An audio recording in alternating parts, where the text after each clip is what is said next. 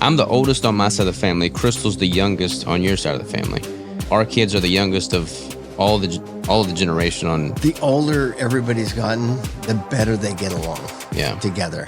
I mean, there were times, when everybody's having their babies and everybody's got an opinion and, you're younger and you're just learning stuff. I've had a couple kids and now they're older and I don't care. You do what you want. You do you. It just becomes more relaxed and everybody gets along and I love it right now. It's beautiful. All right, I don't feel as bad asking this question. Okay. Of all your son-in-laws, who cooks the best steak? You're the master. Good. I'll take it. You are the master. I'll take it. I'll take it. All right.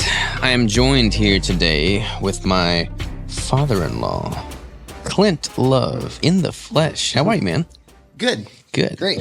I want to just start off with a super tough question. Oh. Very controversial, very important. All right. You ready? Who is your favorite son-in-law? Oh, yeah. Let's see. Well, I know who's not. It's not me, right? No. Okay, good. But we're not going to go there. Okay. No. Let's see. Oh, man. You might want to put that mic a little closer to your mouth. You really want to hear it? Okay. Just in general, you want to have it pretty close to your mouth. Okay. Is that good? That's right good. there? That's good. Okay. No. You can't ask that. Okay. I'm a good one though, right? I think it's like a three-way tie because. Three-way tie. Yeah. All right. Yeah. But I'm on the good end. Yeah, definitely good end. Yeah. No. It's like my kids.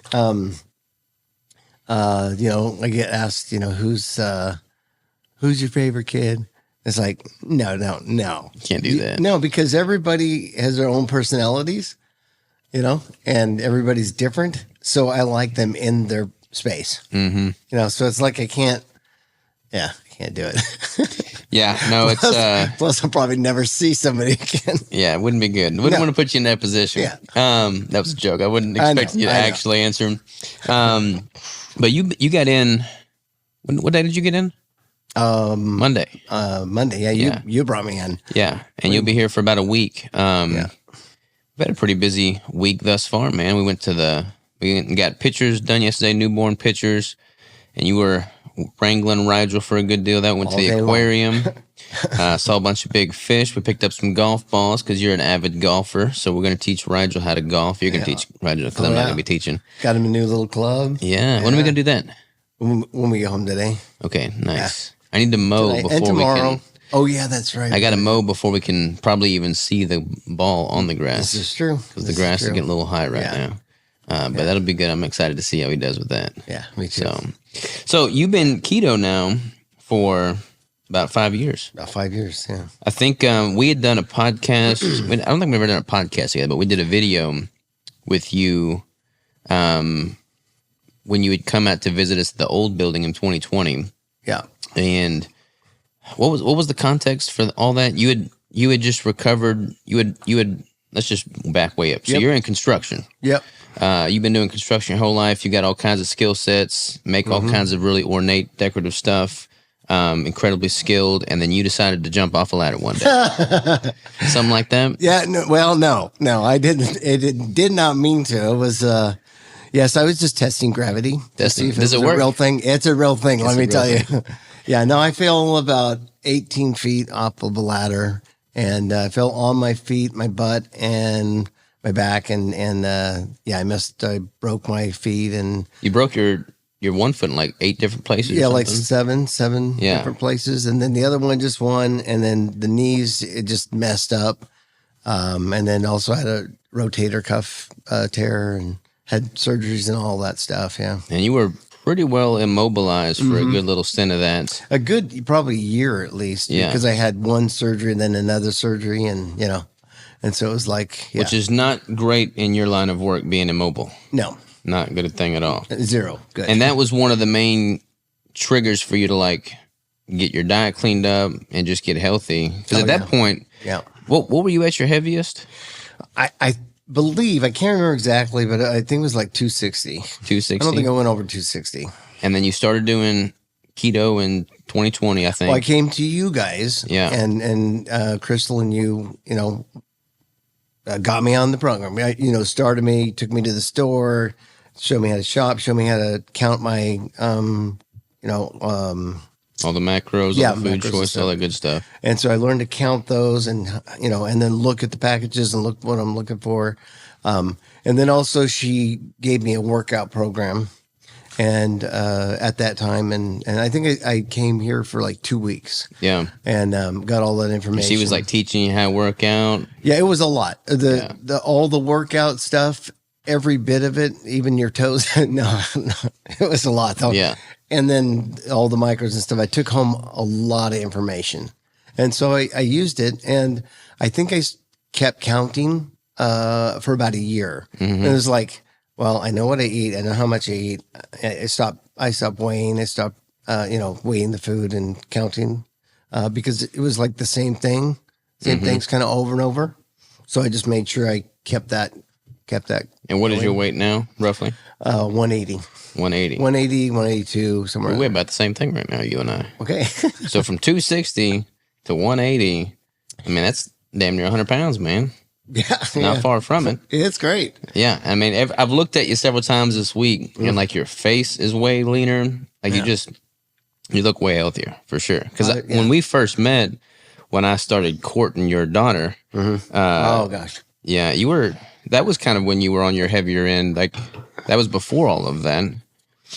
Well, there was a time that I got a personal trainer, and when I lived in San Francisco or close to San Francisco, when I was working there, before we had moved to Oregon, but we had moved to Oregon and we lived in that house. That's when I first met you. Mm-hmm. So it was really close to the falling. Yeah.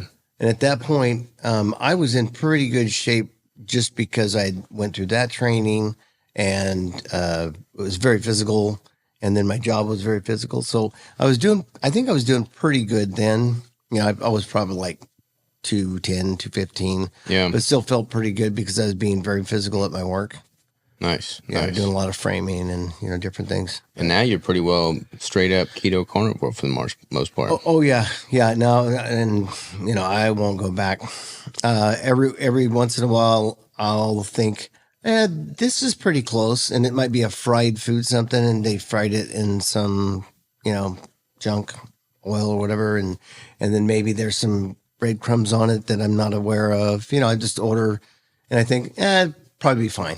And I'll eat it and I don't feel good. And so I know if I ate something bad, I definitely know, what, where my draw the line.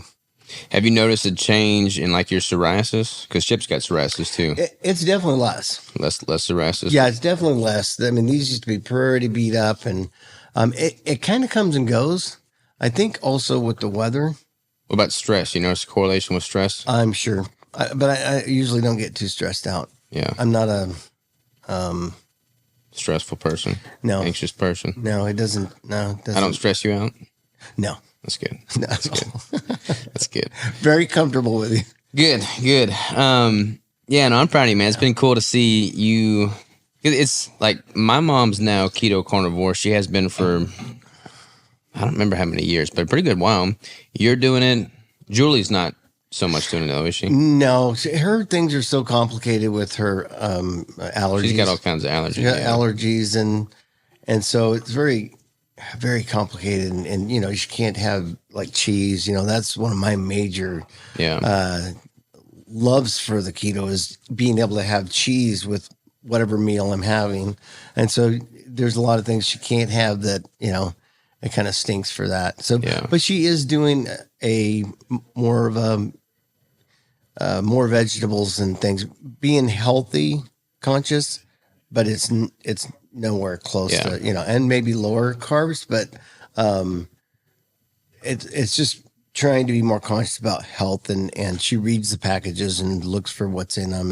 And she's doing a lot of our gardening. She uses a lot of natural stuff and her own spices that she dries out. And yeah. Nice. Yeah. My dad's a holdout too. He's not doing keto either. So both Crystal and I have one parent that is, one parent that isn't. There you go. Best you can with what you got, I guess. Yeah. Call it a win. So let's, I feel like Crystal's not here right now. We could just talk about her, Oh, okay. So Give me some insight on that, man. Like, I've obviously got my version of Crystal. Yeah. What is your version of Crystal? Like, how would you describe raising her as a daughter? She was my other boy. She was your other boy. Yep. Yeah. And it's funny because like people don't have any context here, but you got Chad.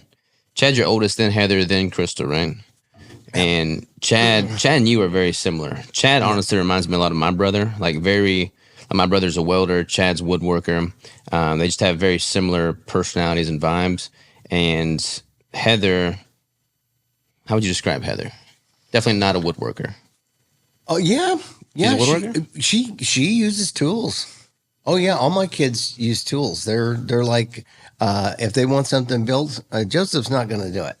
Really? Could he do it? Yes, he could. But I don't think it's his thing. Yeah, he's into hunting. He's like, I don't have time for that, you know. Yeah. And so she has tools. I've given her tools. She's bought tools. She has nail guns. She has saws. She built things in her house, nice. like mantles next to her fireplace and. Yeah, no, she's definitely. Kudos to Heather. Yeah, she's definitely a do-it-yourselfer. I like it. But Crystal, I feel like she definitely has a lot in common with Chad. Like they've got a similar. Yes. Oh yes, it's vibe for sure. We're like the three amigos or whatever. Yeah. So she's the other boy, huh? What does that say about me? No. I mean, she's tough, resilient. I can wrestle with her, play ball, you know. All this. It's the same with Heather.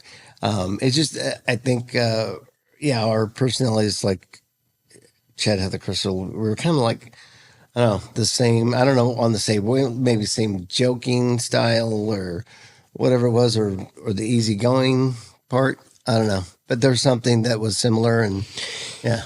And like Crystal she was 5 when she lost her birth mother, right? Yeah, yes. Mm-hmm. And the others, how much older are Chad and Heather than Crystal? Heather was 8 and Chad was 10.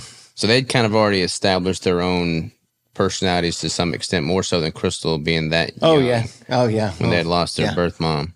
Yeah. I feel like that probably helped shape Crystal in some form or fashion, for better or worse as well. Made her resilient. Yeah, I think the fact that she was that young, it probably might be better for her. I mean, I don't know their personal feelings, but I know Chad, he really played it out. It really took a toll, I think, whether, we want to admit it or not. And then Heather was the caretaker. She was going to take care of everything. And she's 8. It's okay, Dad, rub my shoulder. Yeah. And Crystal, she went in to take her to kindergarten, first day of kindergarten, and she was completely naked. Didn't want to wear clothes that day. Didn't want to wear clothes. And finally, we got through that. We got some clothes. And then the next day, it was socks. The socks, the line was in the, on the end of the toe, the stitching, and that bothered her. And I understood that because it bothered me too. You know what? Rigel is a freaking fiend with his socks. Like, I'll put his socks on perfectly, and they're not going to be right for him. Like, you're welcome. Yeah. That is definitely from me and Crystal. Yeah. I don't give 2 shits about my socks. Like, they could be mixed matched inside out. Oh yeah, I know. Mine have to be. I have to put them on a certain way. That line has to be in the right place. Well, that came genetically from y'all. That is definitely. I think Crystal's still like that, right? Yeah, Crystal's weird about a few things. She's like, she'd probably get mad at me if I say this stuff, but like she hates fidgeting. Like, so if I'm like just sitting on the back porch and like rocking my toe to the beat of music or something, like. It makes her genuinely mad. Like, she'll throw stuff at me. And I'm just trying to relax. And thanks for the warning. Wiggle my toes. Yeah. So don't do that. I didn't actually realize that. Yeah, don't do that. But yeah, she's a good one. She's a good one. I mean, she's the only girl I've ever been with. She's the only girlfriend I've ever had. And lucky. I know. It's kind of interesting. Like, I don't even know which direction I'm going to take this podcast, because normally I'm talking about nutrition and performance, and like you and I could go down some pretty deep rabbit holes relationally speaking. As to what makes people tick and what fashioned us the way we are. For that. Yeah, probably don't have time for that. That'd be another session. Yeah, but Crystal is pretty cool. I feel like her and I complement each other well because we're very different. Yeah. Like how y'all parented her is very different than how my parents parented me. Yeah. And Crystal and I are like, we're very different in so many ways. I think core value-wise, we're pretty much on par. Yeah. But how we think, how we natively react to situations is very different. Yeah. I mean, I'm here at the office working and she's a homebody and nurturer. Like she's just a quintessential nurturing human being. Mm-hmm. And I feel like that difference works really well with our family dynamic. Oh, yeah. Yeah, definitely. Yeah, so. I agree. I mean, with, to kind of back up, I have the 3 kids, but then I got 2 more kids after my first wife died, and I got married. And so then we ended up with 5, and they're mine. They're the Kimberly and Jessica. They are mine because they took my name, when they got old enough, and just the grandkids, and it's part of my family. It just became a glue that all together. But I think in a lot of the families, you guys, Chad, Heather, and I think a lot of them are like that, where one person is more business maybe, and the other one's more nurturing business, but maybe has a little more of that. I think that's the same with me and my wife, Julie. It's kind of like I think we're the similar. Old school way to do things, right? But I think it's worked so well for so many generations that we just gotten too woke in society to like justify that being effective. But I feel like if you got it working properly, it works totally fine. And I think that when either one can recognize the other one needs a little help, if you're at 50% and she's doing like 70%, filling 70%, and she says, "Hey, where you at here?" Then she can jump in and say, "Well, let me take something from you." And then the same with her, you get home and she's like, everything's everywhere and it's chaos. And you're going, "Okay, well, baby, let me take that." I think that's a key part of the relationship thing. And that's like with my wife. I'm more of a listener. I'm really not a talker, but I'm more of like, she has a lot of words and needs to, get those out. Those have to come out of her. And so I tend to on the listen. Receiving end of his words. I learned to listen, and that was the best thing instead of interact. When I interact and try to give advice, she doesn't want the advice. She just wants you to listen and be there for you. So me, I tend to hold things in. I tend to like, let's just put that in a pocket, zipper, lock it, and move on. Yeah. I'm more of a listener than a talker as well. But like Crystal is very much so a listener. But then like if something bothers her, she doesn't like want to talk about it. I think this is honestly, I don't want to like overgeneralize, but I think that is oftentimes the case with women. They like to think about things, ruminate on the things, know exactly what they're thinking and why, and then how to act accordingly. Whereas me, personally, I'm just more of like, if there's an issue, I want to solve the problem as quickly as possible so that it's no longer a problem and it no longer festers. Let's be done. Yeah, let's be done with it. And then like once the problem's been fixed, my slate is wiped clean and I hold no grudges. Yeah, we're all good. Yeah, and like Crystal's not like that. Like she'll sit on something that bothers her for years. Yes, sir. And that really bothers me like that. And I try to like fix the situation. And like you said, they don't want advice. They don't want you to fix the situation. But it's almost like they don't want it to be done. They want to still... Yeah. They want the revenge or something on whatever the situation was. And they don't want to just like, okay, we're done. You're good. We're good. I didn't like it, but we're good. And then you are good. You're done. But it's, there is a thing there. I don't know if it's women or different people, but there definitely is a thing there where people won't let it go. I mean, when Crystal and I, before we got married, like the pretty much the main thing that we would ever fight about is that, I mean, I was just a workaholic, still am, and I would just work all the time, and she would have this idea of how much time we need to spend together and what we wanted to do together, and I would just be wanting to get to a certain place before I would commit to anything. So yeah, we butt heads about how much I work, but that's pretty much it. It's interesting, man. Like when I first met her at that coffee shop in Spokane, I knew pretty much right off the bat that she was like the best quality person I could find to be a mother for my kids. Like I know of all the people I've ever met in my life, she would be like the quintessential best mother I could ever hope for my kids. And that just stuck with me from day one. And then, you know, as we started dating, like her idea of perfection on earth was just always so simple and sweet. It was like she wanted a little plot of land, some kids to raise, and some pigs. She wanted some pigs. And I feel like she's had to sacrifice so much in helping me build the business. I mean, we lived on a freaking warehouse floor for 3 years. And I've just worked nonstop, and I've like had her sacrifice a bunch, but I feel like I'm finally to a point where she's getting a lot of the things that she's always wanted. Like we have our land, we now have 2 kids. The only thing we're missing is the pigs, man. And she'll be checking all the boxes. Yeah. Well, the thing is it doesn't come overnight, and you know, wishing one hand and shit another, and see which fills up first. Exactly. Exactly. So it's, you know, it's just part of, I think it's part of life. And I think it's part of like, when you say relationships is learning to know that person, who that person is. And then, okay, how can we make this work for me and for you? And like with your busy schedule, it's like, okay, let's schedule a time that we're going to hang out.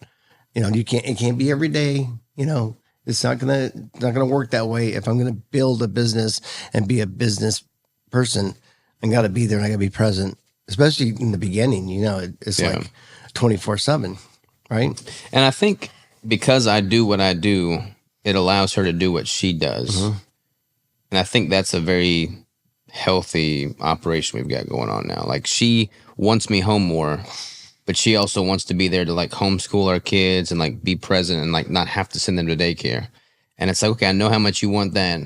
Let me do this thing over here so that you can do that. You know, and I think she understands that, and it's a good thing for us. Yep, it's a give and take, right? So yeah, that's been good. What else are we going to try and fit in while you're here, man?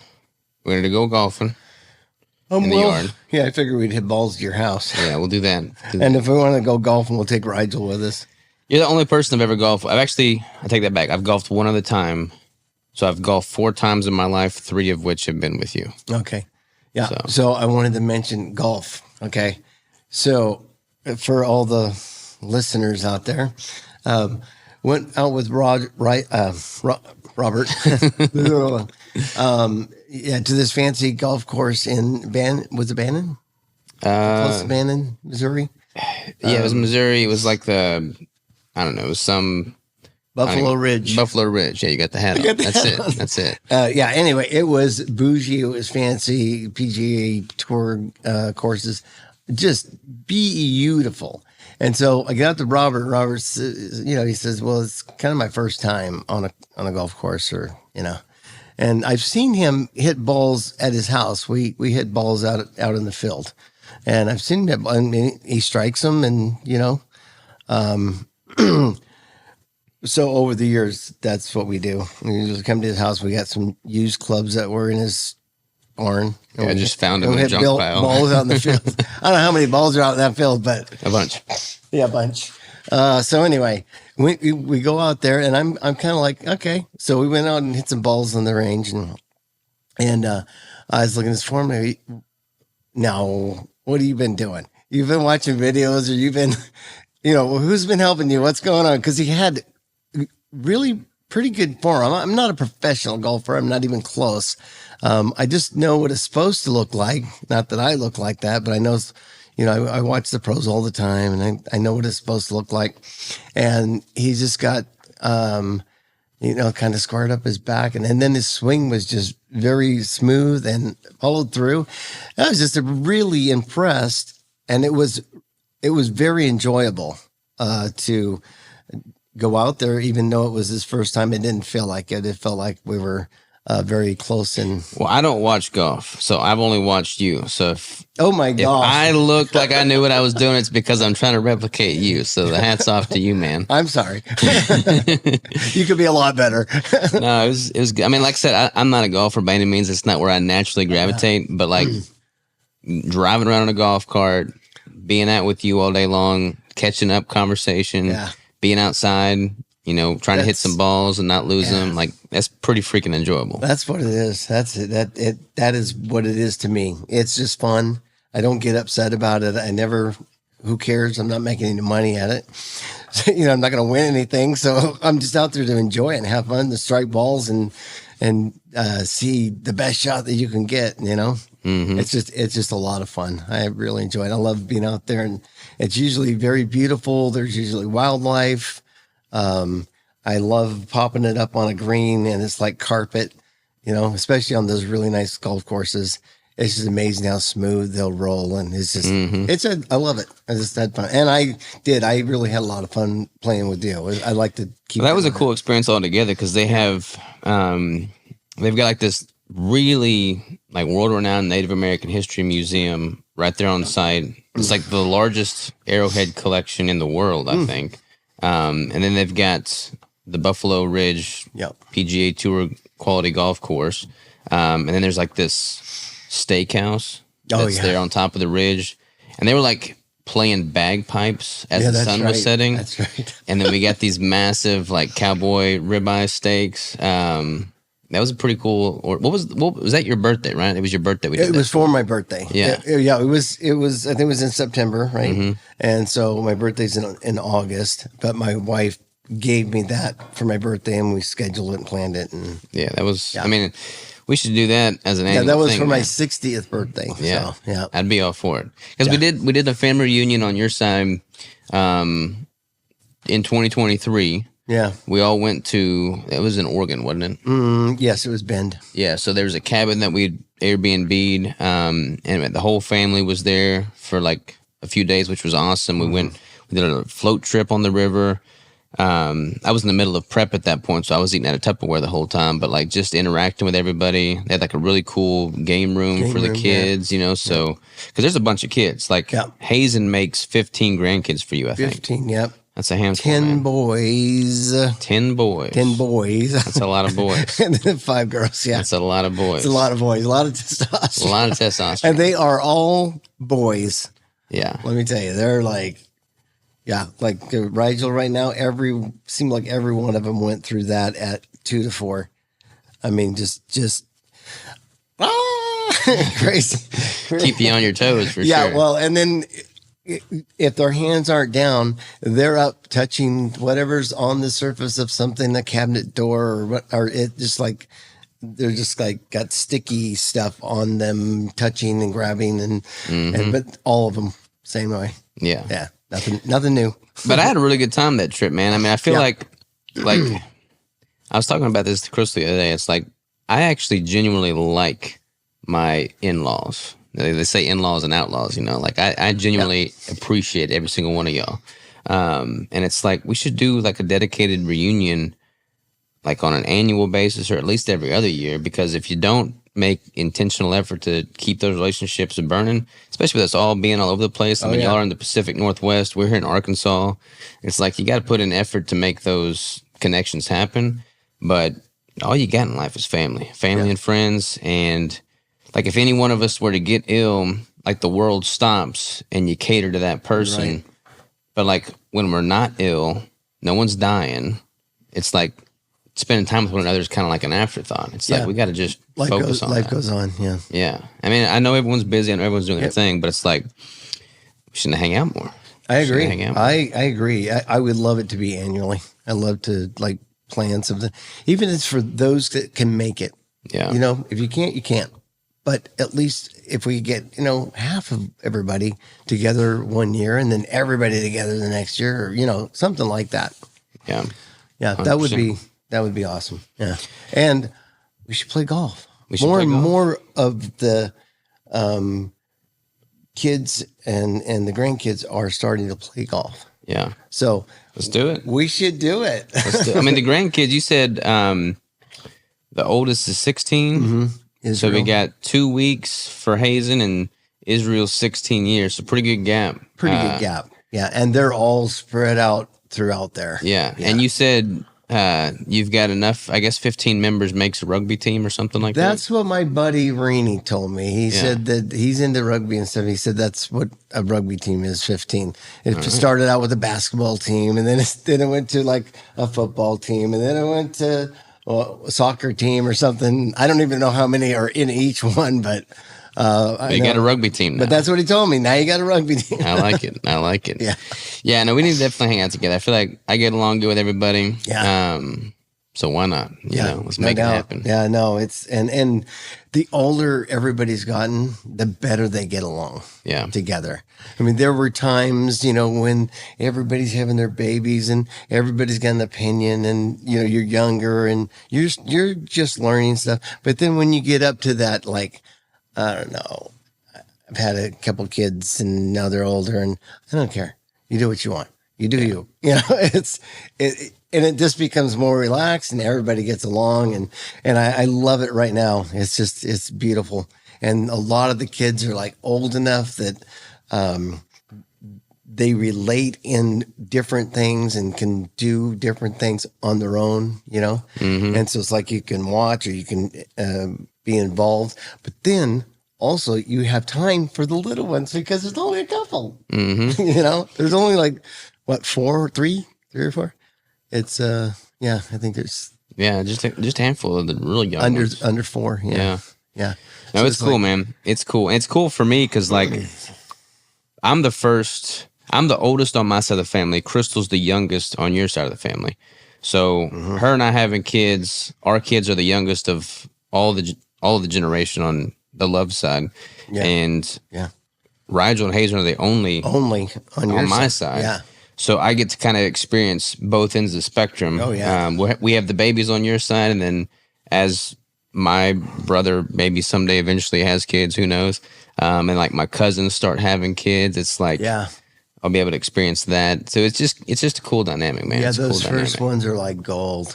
Yeah. And the first one, you like make all these plans for the next ones. Mm-hmm. And then when you have about 5, it's like, we can't afford this. We can't take everybody to Disneyland I know. Or, wherever. Lots of moving pieces. Yeah. So it becomes a little different. But when the first ones come, it's like, crazy, fun, excitement. We need to get you down to the farm again, man. Yeah. You were down there, I guess last time was when we got married at the farm, right? I think we went out there whenever I came down in 2020. We did? Yeah. I remember riding in the back of the truck and we're bouncing all around. Oh, yeah. Wasn't maybe that so. then? Maybe. But we need to do like a trip down there. We get Chad, Joseph, all the guys that won. It was then because we cut some of those. The board oak trees for Chad. That's right. Yep. What do you make out of those? I'm not sure. I got to give real quick props to Chad. So Chad is Crystal's brother. He cut his hand off. He was like 16 years old, I think. 18, I think. 18 years old, working at a sawmill. Mm-hmm. Cut his hand off. That was his dominant hand.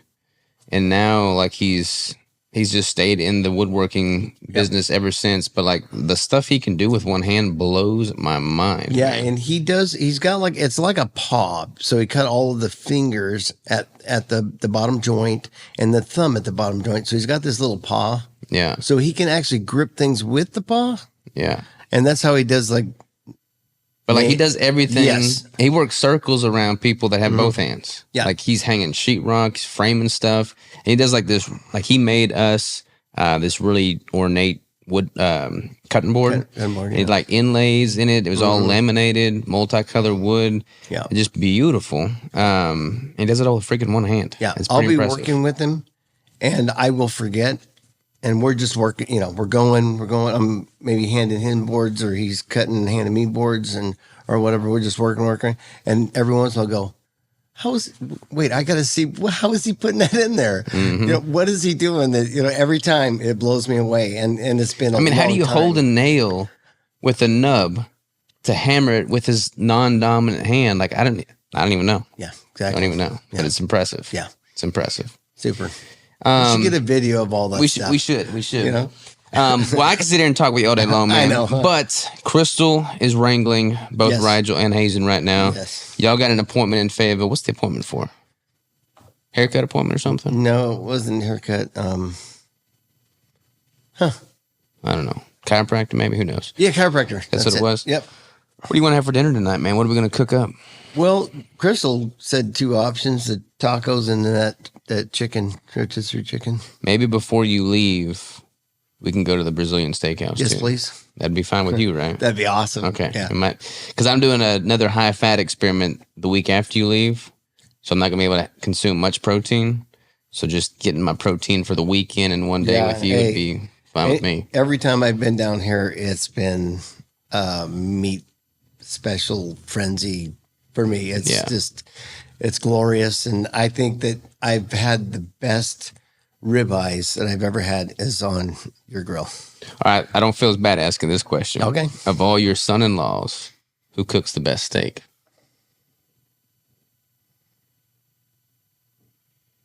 That's taking you way too long, man. That one's real easy. I don't know if I had steak at any of the other ones. Maybe Chad's, but usually, like if I'm doing steak, I do it on his grill. Yeah. Because I just do it all the time. Yeah.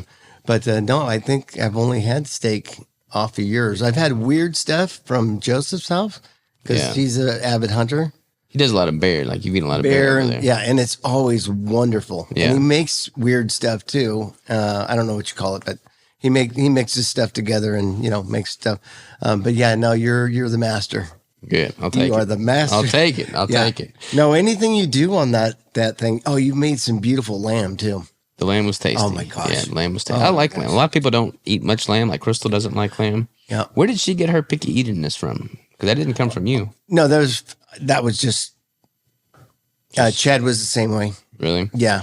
I'm hopeful that Rigel doesn't take after her. And I don't know what the whole gristle type stuff. Yeah, like texture. I have no idea because no, if it was on when I was growing up, it was on a plate. We ate everything on that plate. That's how I am. If you didn't get any more, that was it. You get one. Yeah. So maybe if I starve for a little bit. I still don't think that would help. I don't know. I don't know where she gets that. Her real mom, Elaine, she might have had a little more pickiness. Yeah. Yeah, definitely. There's a lot of Southern cooking in that, in her family. Yeah. Well, Grandma, definitely Southern cooking style. Oh gosh, yeah. But like a lot of it wasn't really like the quintessential grandma cooking of like overcooked food. And I remember one year I went over there for Thanksgiving and I didn't even know they did this, but like she had this can that was like this big and there was a ham in it. And I didn't know you could buy a ham in a can that big. Oh, really? And she opened it up and like plopped it on the plate. And it's got like the indentions of the can in it. And I'm like, I don't think I'm going to be eating Thanksgiving dinner here. And then she got a bottle of maple syrup and like covered it on there. And I'm like, I'm definitely not going to be eating Thanksgiving dinner here. No, if you wanted something carby and fatty, that was the place to go. That was the place to go. It was Southern cooking, gravy, okra, beans, all the yummy, good carby, you name it. All that stuff. Yeah. Very, very tasty whenever I was, in that zone, but then so was donuts. Yeah. Whatever. Well, we'll make amends. We'll go to Brazilian Steakhouse before you leave. Yeah, buddy. For sure. All right. That'd be good. Yeah. Clint, nothing but love for you, man. I'm truly grateful to have the father-in-law that I do. Blessed to know you, man. You'd raised a hell of a daughter, and I'm grateful to have her in my life. I'm proud of you doing a great job, too. Appreciate you, man. We'll do this again, and we'll go deep. Yep. Okay. Let's go golfing after this. All right. Sounds good. See you, man.